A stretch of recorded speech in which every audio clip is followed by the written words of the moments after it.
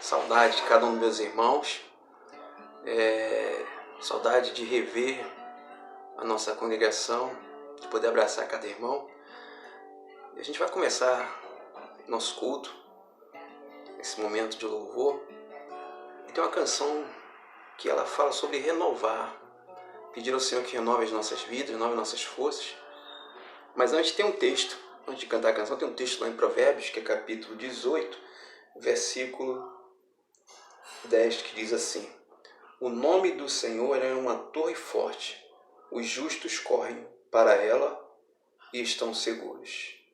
E nós sabemos que nossa segurança é Deus, é para Ele que nós corremos. A gente vai louvar o Senhor com essa canção. Renova-me, Senhor, é o que nós precisamos cada dia.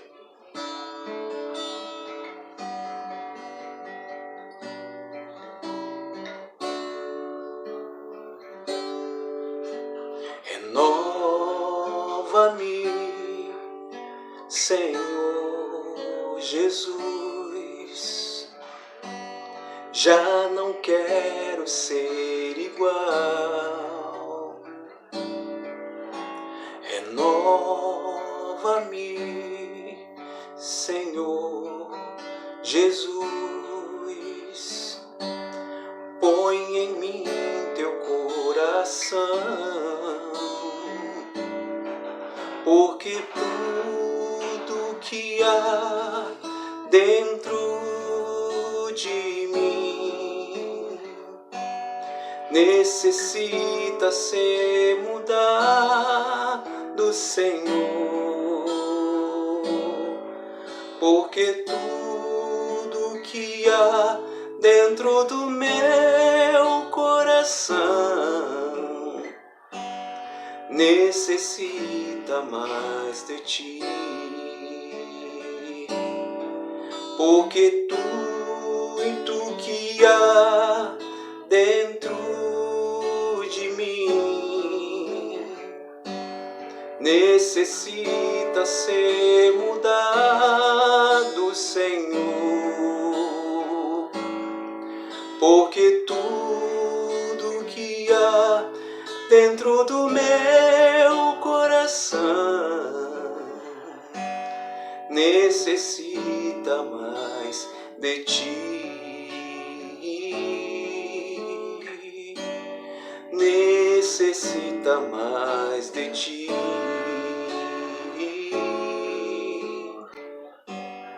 necessita mais de ti.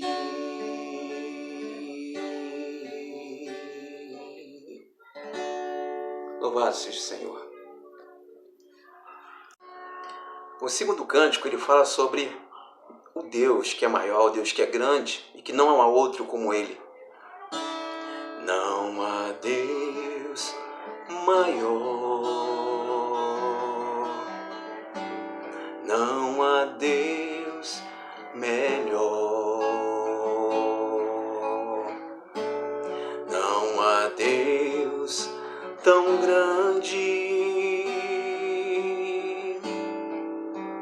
como nosso Deus. Não há Deus maior, não há Deus melhor, não há Deus tão grande como nosso Deus. Criou os céus, criou a terra, criou o sol e as estrelas. Tudo Ele fez, tudo criou, tudo formou para o seu louvor, para o seu louvor, para o céu, para o céu, para o seu louvor. Criou os céus, criou a terra, criou o sol e as estrelas.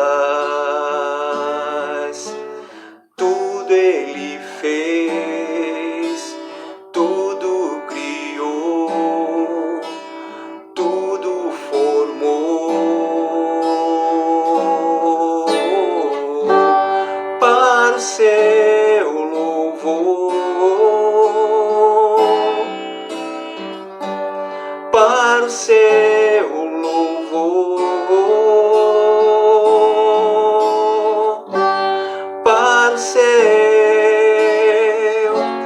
para o céu, para o seu louvor.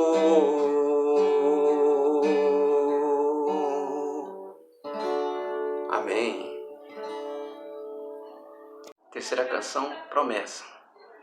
Parece mesmo que este dia nunca vai chegar. Parece mesmo que suas promessas eu não vou viver. Possuir a terra onde a honra, leite e mel, com meus filhos ao redor, e suas bênçãos sobre os meus.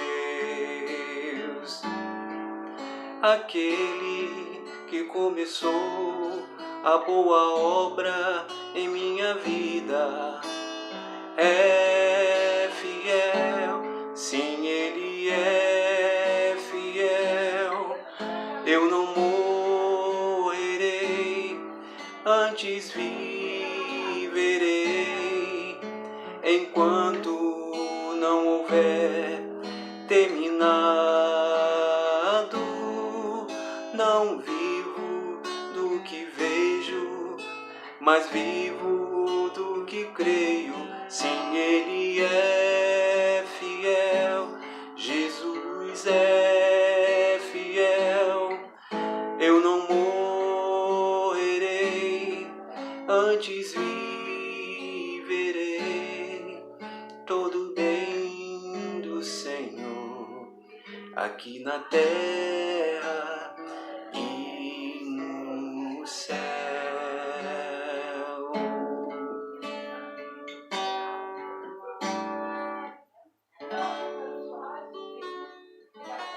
Amém. Olá, tudo bem? Sou o pastor Renato, pastor auxiliar da Terceira Igreja Batista em Anchieta, no Rio de Janeiro, presidida pelo pastor Délcio, e estou aqui porque eu quero compartilhar com vocês algo referente à palavra de Deus. Vamos orar?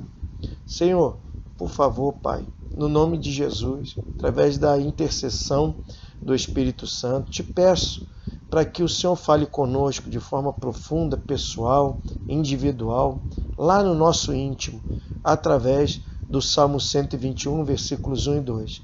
Que teu Espírito Santo traga para nós o que está escrito de forma espiritual, que materializemos na nossa vida, nos alimentemos com a tua palavra e possamos atuar aonde estivermos, representando o Senhor. Fala conosco, Pai, por favor, em nome de Jesus. Amém. Amém? O Salmo 121 diz o seguinte, versículo 1. Eleva os meus olhos para os montes, de onde me virá o socorro? Versículo 2. O meu socorro vem do Senhor, que fez o céu e a terra. Essa é a tradução da Nova Almeida atualizada da Sociedade Bíblica do Brasil, e também vou ler o versículo 1 do Salmo 121, na nova tradução na linguagem de hoje, também da Sociedade Bíblica do Brasil. Diz o seguinte, olho para os montes e pergunto. Então, na Nova Almeida diz, elevo os meus olhos para os montes, de onde me virá o socorro? E na nova tradução na linguagem de hoje, diz, olho para os montes e pergunto, de onde me virá o socorro? O Salmo 121, ele está inserido no grupo de salmos que abrange o Salmo 120 até o 134. Esse grupo de salmos é como se fosse um pequeno saltério dentro do saltério completo. É como se fosse um livreto de orações dentro de toda a Bíblia. O que quer dizer isso? Ele tem como nome os seguintes, ele tem como classificação os seguintes nomes, esse grupo: cânticos de subida, ou cânticos de romagem, ou cântico dos degraus, salmos graduais, ou canções dos peregrinos, ou cântico de ascensão. Todos esses estão classificados dentro dessa categoria porque são salmos com algumas características peculiares. Eles são curtos, são fáceis de memorizar, e têm frases em comum e, acima de tudo, eles eram recitados tanto para as pessoas no dia a dia do seu trabalho, do seu deslocamento próximo. Eles iam recitando esses salmos, mas principalmente, como diz, canções dos peregrinos.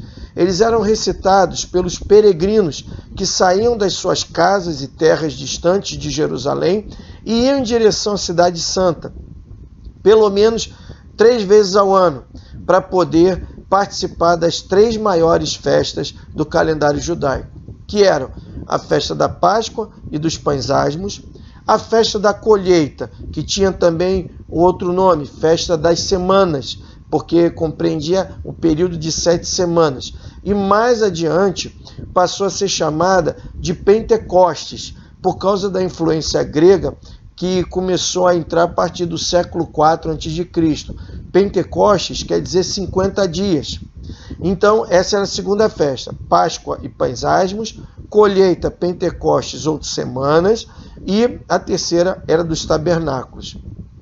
Todo judeu precisava participar dessas 3 festas, mas havendo a impossibilidade de estar presente nas 3 festas, ele teria que escolher uma, se preparar previamente para viajar, participar da festa e retornar para o seu dia a dia. Se não desse para participar ano após ano, então, pelo menos uma vez na vida, ele teria que ir a uma dessas 3 festas e participar como um judeu dessa comemoração. Agora eu queria pensar com vocês algumas características dessa festa. Olha, você imagina estando fora da sua terra, da sua cidade, da sua nação e desejando rever ou conhecer sua terra, sua nação, né? E você está ali fora. Então, você tem uma preparação para a viagem. E olha que coisa interessante, que as coisas que marcavam muito qualquer um que fosse nesse período lá, dessas 3 festas. Vamos pensar o seguinte: você está fora de Jerusalém, sabe que é uma data importante, se prepara, tem a expectativa da viagem. A expectativa da viagem não compreendia apenas os preparativos da viagem, mas compreendia também a expectativa na viagem, da ida, na estadia e na viagem da volta. Ora, eles não iam de avião, de ônibus, de carro, eles iam a pé, mula, cavalo, carruagem, estariam expostos aos perigos da viagem, a assaltantes, exércitos invasores, o sol escaldante, pouca água e pouco alimento no caminho, o frio congelante à noite. Também tinha a questão da terra muito fofa, ou terra muito pedregosa. Enfim, várias coisas poderiam acontecer durante a viagem, durante a estadia e durante o retorno. Então já tinha essa expectativa. Outro ponto, além disso, desculpa aqui, a câmera deu uma escorregada. Além dessa expectativa da viagem, conforme ia chegando a Jerusalém, vários caminhos iam convergindo para um caminho principal. Com isso, a pessoa ia tendo contato com inúmeras outras pessoas que estavam vindo para o mesmo objetivo, que era aquela festa. Então havia essa afluência de multidões. e você ia chegando e começava a ver Jerusalém ao longe, né, no monte, lá as muralhas, estamos chegando em Jerusalém, estamos chegando. Então a excitação da chegada no objetivo. Depois você entra pelas portas das muralhas e começa a ser espremido pelas pessoas nas ruas estreitas, a cidade superlotada por causa dos visitantes, né? Dos peregrinos. Então tinha isso, soma isso ao barulho até inconfundível de tanto som das conversas, das músicas, das orações, dos cânticos, juntando, você vai caminhando para o templo, para você entrar na dinâmica do templo, de se prostrar diante do Senhor, agradecer pela viagem, bendizer o nome dele por tudo que ele tem feito, entrar na dinâmica da ação dos sacerdotes dirigindo os cultos, e também você começava, isso daí eu tudo estou imaginando a partir do que eu li nos comentários, você começava também a ter interações aromáticas, o perfume dos incensos na hora das orações, o perfume dos incensos para tirar um pouco o cheiro dos ambientes, né? Dar uma aromatizada nos ambientes, e até mesmo o cheiro dos sacrifícios, pela oferta, pelo pecado, enfim. Então, isso tudo era uma experiência muito marcante. Devia ser algo marcante, de uma forma indelével na vida da pessoa, e que a motivava a repetir na próxima festa anual, né? Mas o ponto central disso, ora, a gente está pensando de quem estava fora de Jerusalém e se dirigia para lá. Então, o ponto central disso, de um peregrino naquela época, era a segurança. Era poder viajar de forma segura, poder permanecer num ambiente que não lhe era comum de forma segura e regressar de forma segura. O pensamento recorrente nesse pequeno salmo de 8 versículos é guardar. A palavra marcante central é guardar.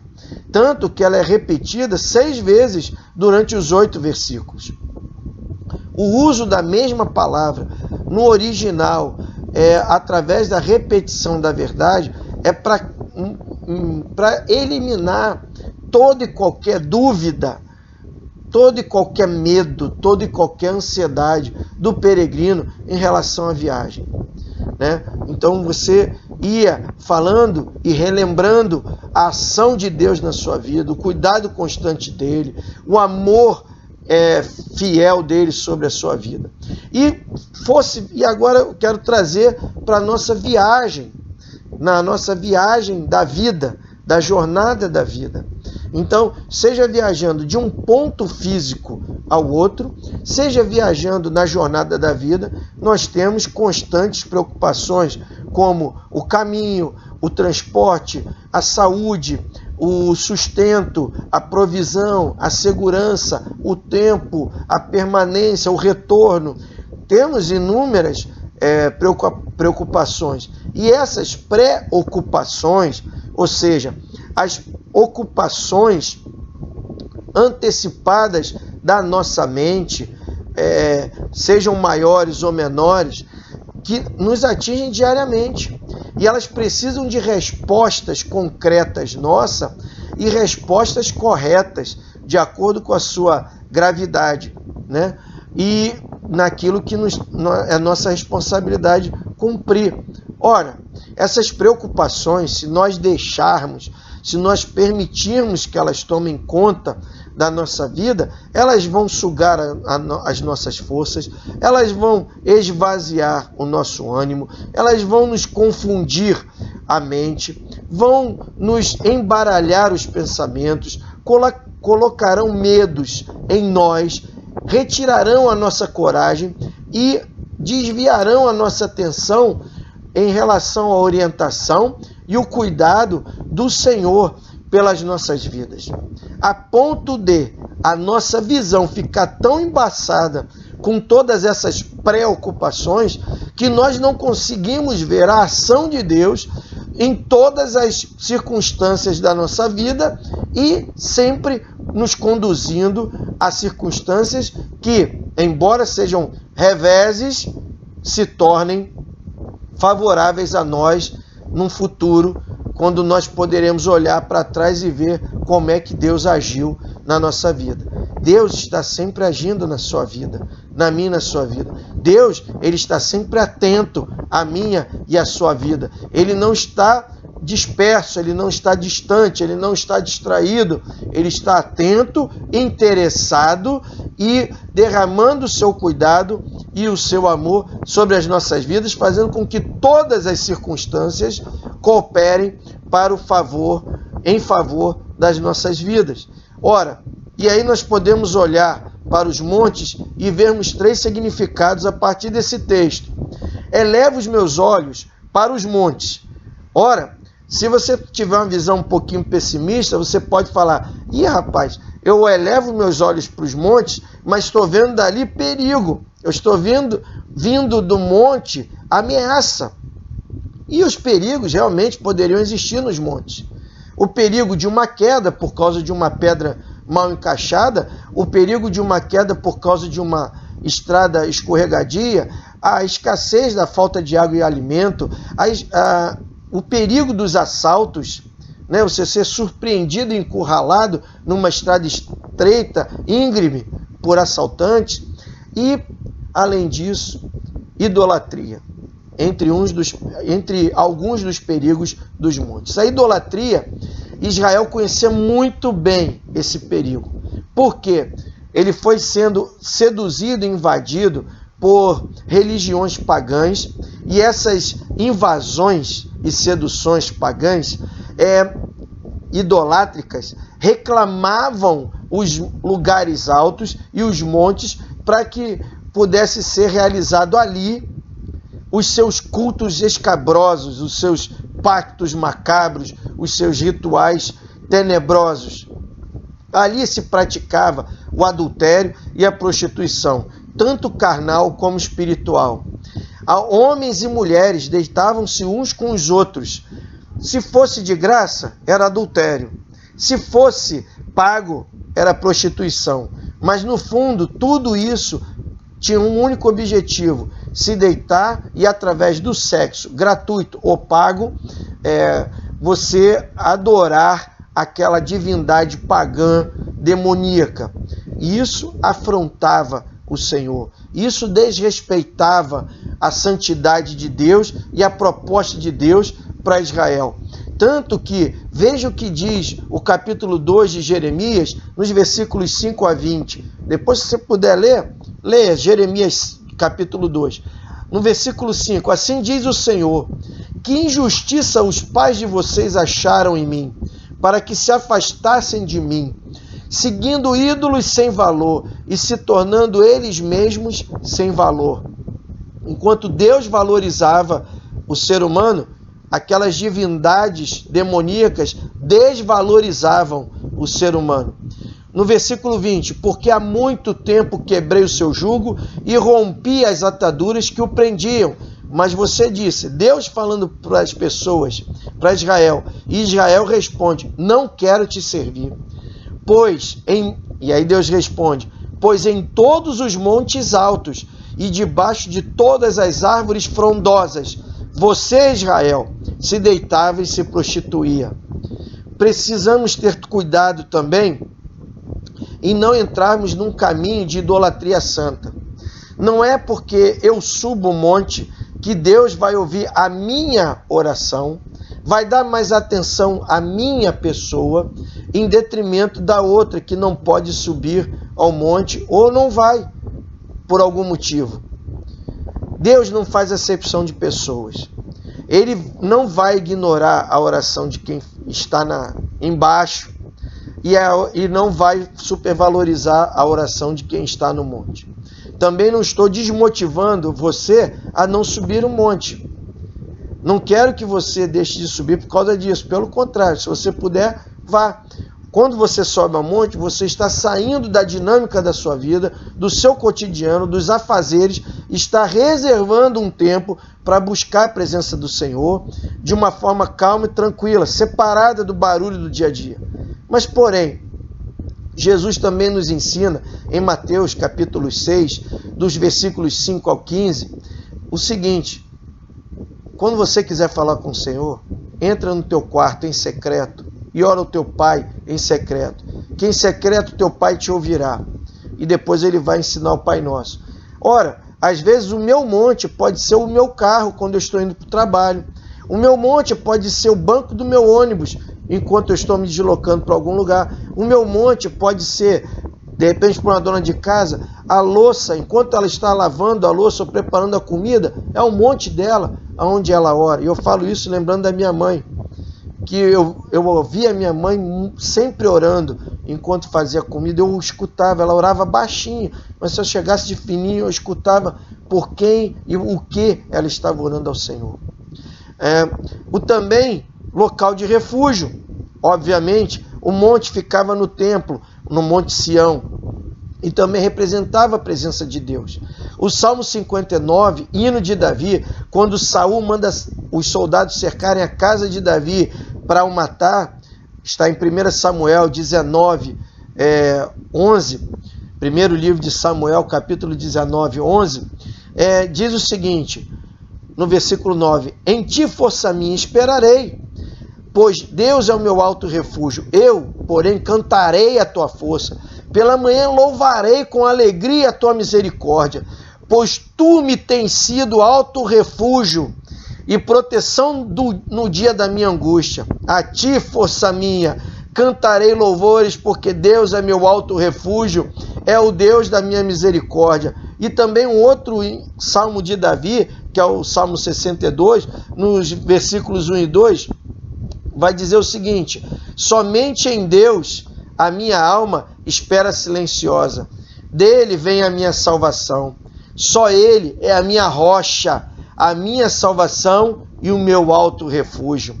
E a terceira e última, que é o local de referência geográfica. Obviamente, né? No plano físico, você olha para um monte e você usa aquilo ali como uma referência geográfica, de localização. Por exemplo, vai caminhando pela estrada, quando chegar no monte, vira à direita, ou contorna o monte à esquerda.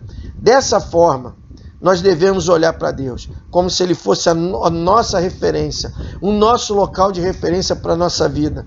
Elevemos os nossos olhos para Deus, o nosso monte, a nossa referência, e sigamos a jornada que nos conduz a Ele. A nossa vida vai culminar nele. A nossa vida deve ter como propósito alcançar os objetivos dele. Então, ele precisa ser a nossa referência. Elevemos os nossos olhos e caminhemos em direção a ele.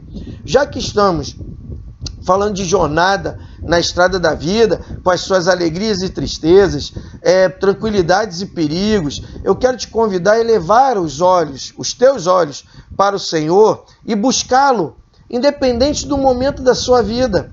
Independente do momento que você esteja vivendo. A orientação é, independente da circunstância em que você se encontra, a primeira atitude deve sempre a de elevarmos os olhos para o Senhor e buscarmos nele, que está acima e além de todo e qualquer problema, de toda e qualquer situação, buscarmos nele orientação, buscarmos nele conforto. Elevo. O verbo elevar aí está no presente. Então, quando eu leio, elevo os meus olhos para o monte, agora, eu elevo os meus olhos para o monte. Se eu ler daqui a 10 minutos, elevo os meus olhos para os montes. Elevo os meus olhos para os montes. Ué, mas eu falei há 10 minutos atrás, mas é presente, é o agora. Se ler daqui a 10 anos, elevo os meus olhos para os montes. Eu elevo naquele momento, naquela hora. Sempre presente, está sempre atual. É mais ou menos igual aquela frase, fiado só amanhã. Você chega lá, fiado só amanhã. Você vai amanhã, fiado só amanhã. Fiado só amanhã. Então, eleva está no presente. Eleva os meus olhos para os montes significa uma tomada de atitude. Eu avalio a situação a partir do meu plano de visão, de entendimento, reconheço que posso estar numa situação difícil, perigosa, além das minhas forças, das minhas estratégias, da minha autonomia, e é a hora que eu vejo que eu preciso elevar os olhos para o monte e lançar mão do meu principal recurso, que é a ajuda do Senhor. Na verdade, eu tenho que elevar os meus olhos para os montes antes de iniciar a jornada, durante a jornada e após chegar na jornada, no objetivo da jornada. Elevar os meus olhos para os montes é buscar a ajuda e a solução de quem está acima e além de qualquer situação na qual esteja inserido. É olhar pelo lado de fora da situação, é pensar fora da caixa, é olhar pelos olhos do Senhor e pensar em parceria com o Senhor. De onde virá o meu socorro? De onde posso esperar essa ajuda e auxílio nos momentos mais difíceis da minha vida? Essa é uma pergunta fundamental e ao mesmo tempo universal. Todo ser humano faz essa pergunta em tempos de aflição, em tempos de provação, em tempos de crise. Não estamos vivendo uma crise sem precedentes, uma crise de pandemia. Na minha geração, até agora que eu me lembro, não passei por isso. Uma crise política, econômica, financeira, não só no Brasil, mas no mundo todo. Então, para onde a gente deve olhar? Se a gente só ficar com os nossos olhos retos no jornal, nas notícias do celular, do computador, a gente pira. Então a gente precisa olhar para fora da caixa, olhar para o Senhor, elevar os nossos olhos para o Senhor. É dele que vem nosso socorro. Então, é nele que nós devemos recorrer e pedir ajuda. Somos peregrinos em relação a essa jornada, porque nós não somos desse mundo. Nós estamos aqui, mas em nós nós temos a eternidade, que aponta para o lar celestial, quando nós aceitamos a Cristo Jesus como nosso único Senhor e Salvador. Quando nós temos Jesus Cristo como Senhor e Salvador da nossa vida, temos o Espírito Santo, ele reacende a chama da eternidade e da religação com Deus e nos leva em direção ao Senhor. Esse salmo nos lembra para nos concentrarmos no Senhor, que vigia a nossa jornada. Ele não permitir que nada, nem ninguém venha nos assustar durante o caminho, porque o Senhor está conosco, o Senhor está cuidando de nós, Ele está conosco acima e adiante de nós, Ele nos guarda o tempo todo. Quem nos livrará dos apertos e perigos? Quem nos socorrerá no tempo da adversidade e da enfermidade? Quem impedirá os nossos inimigos internos e os inimigos externos de nos causarem danos? Quem nos livrará de nós mesmos? Ora, a resposta é uma só. O nosso socorro vem do Senhor. Nas horas de sofrimento, onde é que você procura socorro? Você precisa só olhar para Deus, porque o Criador está ao seu lado. O Criador está ao lado de nós, peregrinos da pátria celestial. O cuidado dele é eterno. Se nós estamos sendo consumidos pelo medo, pela dúvida, pela incerteza, insegurança, pelo desespero, nós devemos voltar os nossos olhos para Deus, elevarmos os nossos olhos e olharmos para Jesus Cristo. Ele nos dará, no nome de Jesus, nós teremos a vitória, nós chegaremos no final, porque Ele é fiel para guardar aquilo que Ele nos deu, para garantir a sua palavra sobre a nossa vida. Elevemos os nossos olhos para o Senhor Jesus e Ele nos livrará, Ele guardará a nossa mente, a nossa alma, o nosso coração e a nossa vida até o final. Nosso socorro. E eu li num dos comentários, e eu peço desculpa porque eu não consegui achar quem fez essa citação, mas eu acho muito válida. Diz o texto seguinte, citação: o socorro não virá das montanhas. O exército dos homens não é suficiente para nos livrar dos perigos da alma. Mas acima das montanhas existe o Criador do céu e da terra. Ele é o protetor certo para o indefeso. O mundo não consegue ver além dos montes. O seu socorro está em algo mais alto que pode ver. Mas ainda assim, o seu socorro está na terra. Os montes são altos, mas ainda assim fazem parte da terra. O dinheiro é um monte alto, mas é só terreno. O poder é uma grande montanha, mas é um poder limitado a este mundo. E eu quero concluir dizendo o seguinte: a situação, meu querido, minha querida, seja ela qual for que você esteja vivendo, se você permitir que isso aconteça, se você permitir que a situação te domine, ela te subjuga.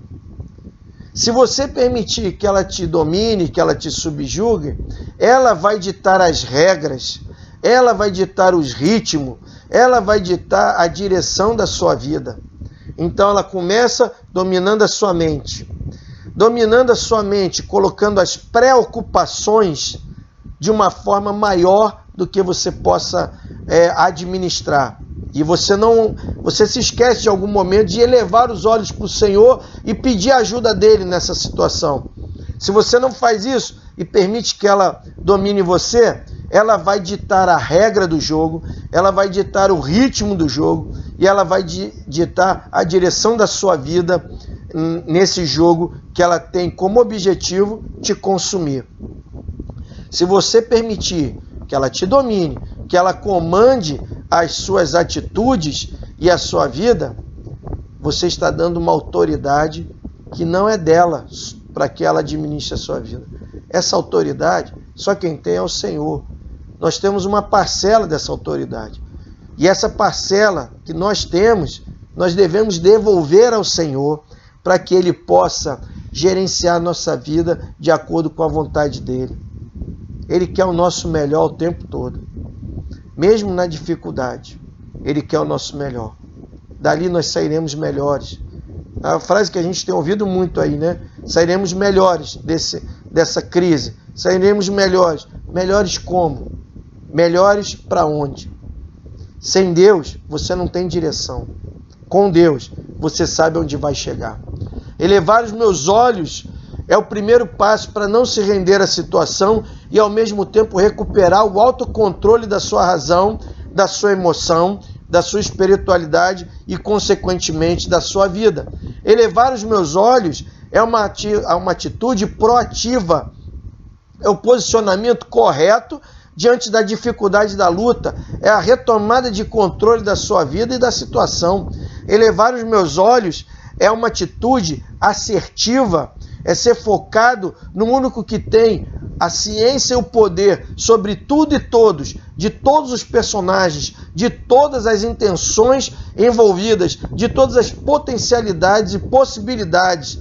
O Senhor Deus que criou os céus e a terra, é Ele que nós devemos focar a nossa atenção, é Ele que nós devemos é para Ele que nós devemos elevar os nossos olhos. É uma atitude assertiva.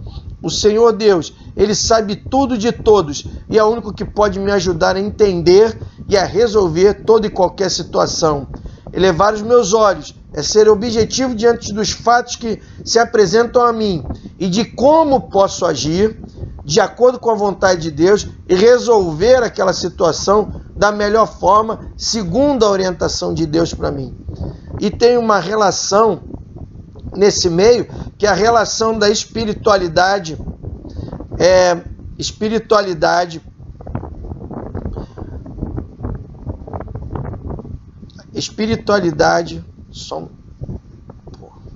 emocionalidade e racionalidade. Me desculpe, perdi aqui o papel.